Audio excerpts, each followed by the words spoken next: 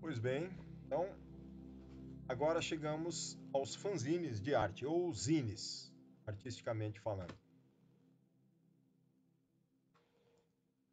Existe uma variante dos fanzines na atualidade que já existia antigamente, mas agora está com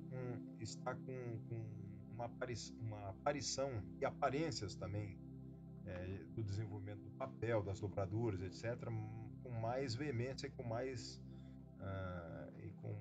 expressividade, que são os fanzines de arte. No Brasil, os fanzineiros que produzem esses fanzines, eles até não gostam muito do termo fanzine ou fanzineiro, por causa da palavra fã. Eles não são fãs, particularmente. Eles são autores, artistas. Então, eles gostam de ser chamados e que se chame de zines apenas. Mas isso no exterior não é usado. Lá se usa artzines ou artezines, né? Zines de arte. O que importa é saber que existe essa variante, essa variação. Né?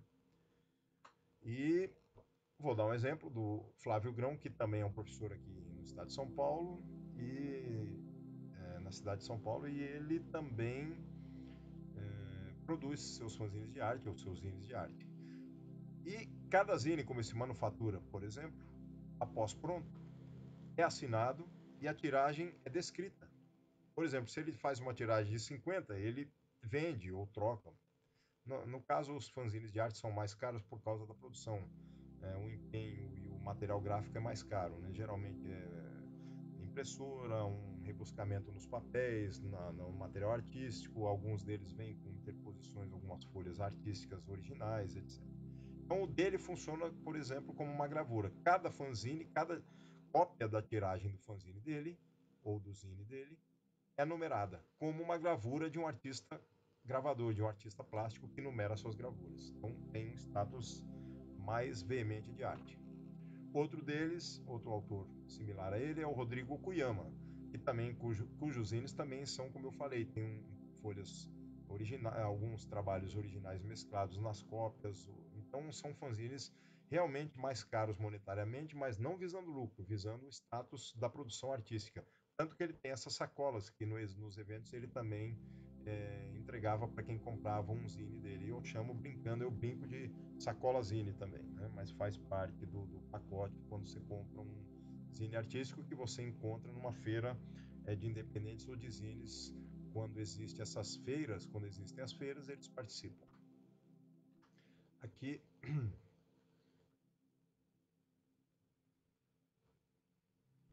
alguns não estão aparecendo, creio que houve uma falha aqui. Por exemplo, a Adriana Mendonça, ela trabalha com fanzines nessa questão, zines de arte. Ela mesma fez gravura na Universidade Federal de Goiás e a tese de doutorado dela abarca também as gravuras e os fanzines de arte. Tanto que numa exposição lá na universidade ela tem esses fanzines, esses zines dela expostos, como essa foto aí, como arte. Né? A Daniele Barros também, com trabalhos, muitos trabalhos que ela tem realizado, um deles é esse, o Sibilante, cuja capa, por exemplo, vocês veem que tem um trabalho manual de adereço e de costura. Né? O fanzine é um zine artístico também.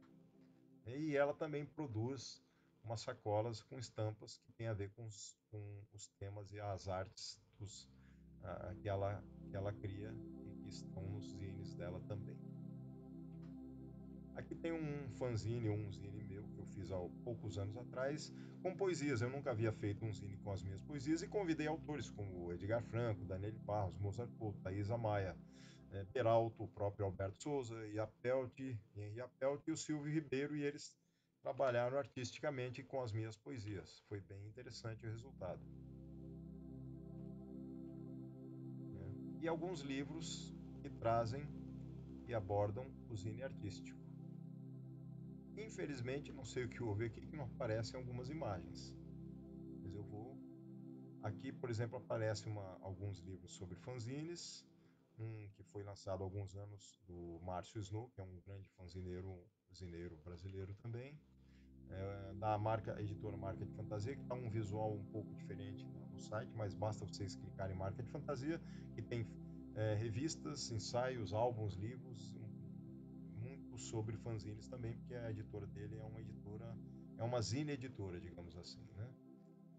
E considerações finais, fanzines surgiram como meio amador da literatura, de ficção científica, de pessoas que queriam escrever seus próprios textos e intercambiar informações. Espalharam-se pelo mundo como intercâmbio de ideias. Na década de 70, graças ao punk, rock, a contracultura nos Estados Unidos e na Inglaterra, se espalharam mais ainda, né, pelo mundo. Os temas se difundiram, tanto para fanzines de artigo como de artes, como HQs, poesias, etc.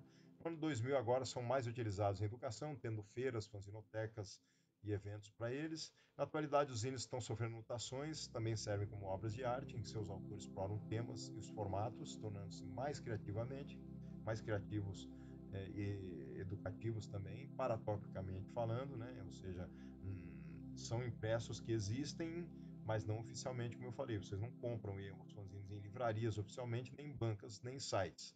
Mas pode acontecer, mas não oficialmente, extraoficialmente, né? Em feiras é o mais comum, em feiras de eventos e de alternativas. E por cartas, por correios também. Fanzineiros mandam cartas, mandam fanzines e eu mando de volta também, ou em alguns sites e blogs como PDF que vocês podem baixar, né? Então, referências, algumas delas. E lembrando então dos formatos distintos, aqui vocês veem na foto de cima, desde grandes fanzines, como esse Filósofo, que é um fanzine da Adriana Mendonça, como livros pequenos, como esse fanzine da educação, biographic zines, e também outros em formatos muito menores, que são divididos em uma folha de sulfite dobrada em 8, né? Então fazem mini zines, e o próprio Márcio Snow hoje em dia fazendo até fanzines em forma que podem ser colocados como brincos em orelhas, mais como uma brincadeira artística, mas ele produz fanzines como arte e dá palestras e cursos trabalhando com os fanzines de uma forma assintosa. Ele trabalha muito com os fanzines e os zines na atualidade, por exemplo, o Márcio Snow, que eu estou falando aqui. Mas esses fanzines que vocês estão vendo, essas fotos, mostram a variedade de formatos e temas, né? E por fim, 12 de outubro, para vocês lembrarem, a cada 12 de outubro, o Dia Nacional do Fanzine. É isso, eu agradeço, né, uma pequena tira do Laerte, né, em que dois estão aqui medicados no hospital, estão, aliás, hospitalizados, e aí um deles fala, ei, o outro responde, vamos fazer um fanzine? E aí acabaram usando, como alguém acabou usando e divulgando no Facebook anos anteriores, né, essa tira do Laerte. E tem uma outra aqui que ele ensina como é que se produz fanzines, mas isso já há alguns anos, né? Na base da fotocópia, no grampeamento manual, a própria pessoa grampeia com uma borracha embaixo e vende-se fora do esquema, não oficialmente, né? Ele brinca com os piratas do Tietê como sendo um fanzine, sendo uma revista pirata, né? Mas na verdade não é. Ela é uma ela pode ter material pirateado, que eu aconselho até a dar o nome dos autores, se vocês publicarem algum autor ou outro. Quando você tem um blog, você pode publicar qualquer coisa de outro autor e dar ou não o crédito, o que é incorreto. Eu acho que o certo é dar o crédito. E nos fanzines, a gente de bom tom costuma dar os créditos, né? Como não é oficial, você não vende para lucro, você não paga direito autoral. Mas, em geral, o próprio fanzineiro, na atualidade, faz seus zines tendo a anuência dos colaboradores, né? Que mandam um material para ele publicar quando ele é um fã editor, ou o próprio autor de fanzine publica o seu fanzine. É isso, tá? Agradeço a vocês.